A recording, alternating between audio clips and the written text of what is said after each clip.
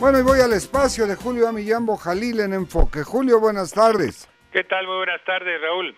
Muy buenas Buenas tardes. tardes, auditorio. Pues vaya que, como se ven las cosas en Grecia, más que la tragedia, ¿no? Es más que el drama griego y requieren los dioses del Olimpo llegar cerca para corregir el problema de Grecia, tú. Sí es algo de verdad que rebasa la tragedia. Sí, yo creo que sí, esta es una verdadera,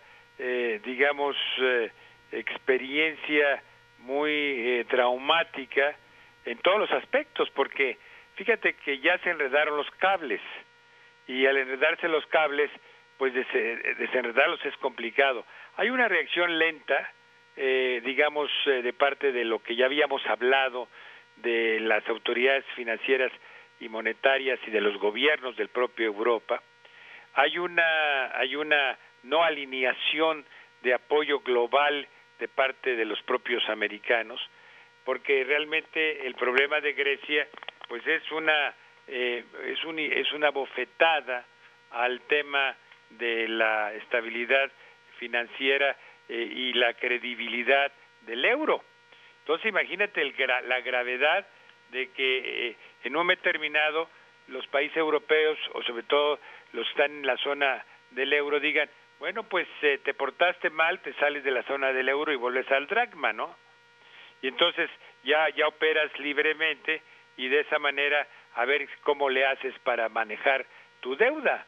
Y esto apegaría pues a los bonos soberanos. Pero lo peor y lo más delicado, Raúl, es que si una cosa se complicara más en Grecia, pues está el hecho de que se puede desestabilizar el gobierno. ¿Te imaginas la falta de lo que es un interlocutor válido en un país?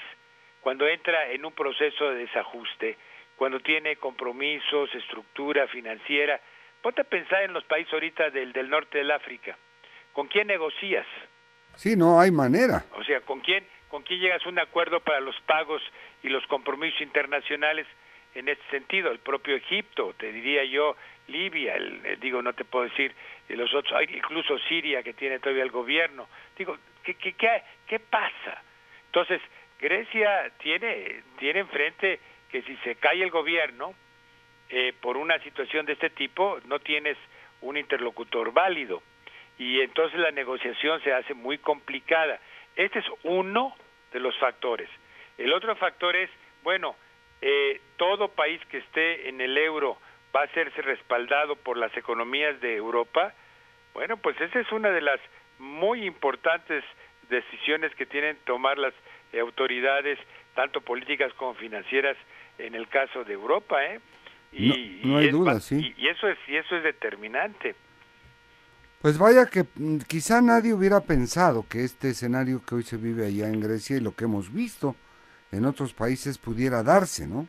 Pues sí, porque mucha gente piensa, bueno, Grecia es un país chico, es un país que no tiene un impacto grave en el sentido de su influencia desde el punto de vista de comercio internacional, de inversiones, su posición geográfica es muy importante, pero ese no es el caso. Sí, no es el punto. No es el punto de que el tamaño del país, el problema es su interacción en el equilibrio financiero del propio euro, porque ellos tienen, la deuda griega era hasta junio de este año 327,000 millones de euros, significa 150% de su Producto Interno Bruto, y la economía se contrajo, el Producto Interno Bruto, en 7.3%. Entonces, y el desempleo obviamente se elevó a niveles estratosféricos del 16%. Esto es una tragedia para todos los aspectos, y yo creo que los mercados financieros han aumentado fuertemente la probabilidad de insolvencia del gobierno griego. Fíjate que ya se considera el 90%. Ahora, quiero decirte algo que es importante, sí, porque ante este difícil panorama, entre las opciones que ya se han manejado, está el de apoyarlos por la vía de los BRICS, de Brasil, Rusia, India y China. Es la primera vez que los países BRICS y los emergentes presentan una carta de posibilidad de solución. O sea, la paradoja, ¿no? Los países emergentes, o sea, más pobres, tratando de salvar a los países más ricos, ¿no? Qué curioso, ¿no? O sea, significa que el mundo está cambiando a una velocidad verdaderamente enorme y los parámetros han cambiado. Y lo peor del caso, no hay claro todavía a las autoridades financieras mundiales todavía un proyecto de orden económico. Cada uno es el juego de Juan Pirulero, cada quien atiende a su juego, y Estados Unidos está buscando reducir el déficit, aumentar los impuestos a los ricos, establecer una serie de instituciones que parece que tienen un tránsito político complicado, pero que ojalá lo logren, porque si no se logra reducir el déficit americano, también tiene un impacto en otros países. Pero aquí te demuestra la globalización financiera, y que la gente dice, bueno, ¿y esto a mí qué me importa? Ya lo comentamos en la participación. En la anterior, la entrega que sí, que yo le dije a la gente, a México no le importa. Pues ¿cómo no le va a importar si el desajuste económico mundial ya nos pega en el precio hoy del dólar está en 13.22? O claro, sea, el interbancario.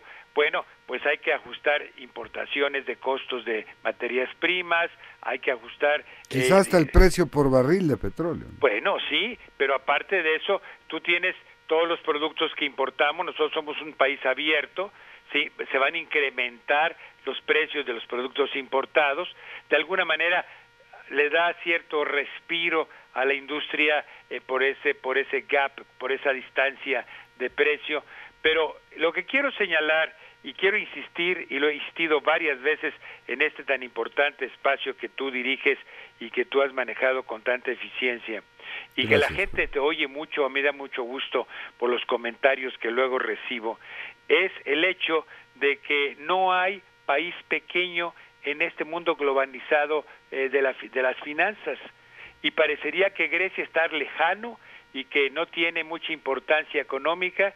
Sin embargo, el impacto que genera en el mundo es enorme.